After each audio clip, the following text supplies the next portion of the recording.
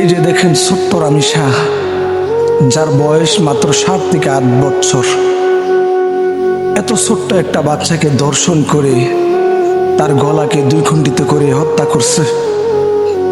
জাহিলিয়াতের যুগকে হার মানায়।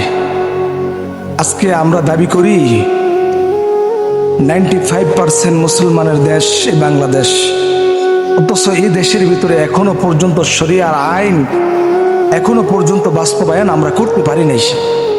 একটা দৃষ্টান্তমূলক শাস্তি এই দেশের ভিতরে আমরা দিতে পারি নাই।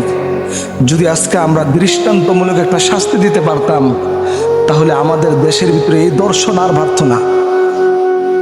এই ছোট্ট ছোট্ট বাচ্চাদেরকে দর্শন করে নির্মমভাবে হত্যা করতেছে। কাল শুধু এই রামিসা নয়, আমাদের বোন আসিয়ার হত্যাকাণ্ডের বিচার আজও পর্যন্ত এখনো পর্যন্ত হয় নাই। আসলে যতক্ষণ না পর্যন্ত এই দেশের ভিতরে দৃষ্টান্তমূলক বিচার না হবে, ততদিন পর্যন্ত এই দেশের ভিতরে খুন খারাপি হতে থাকবে।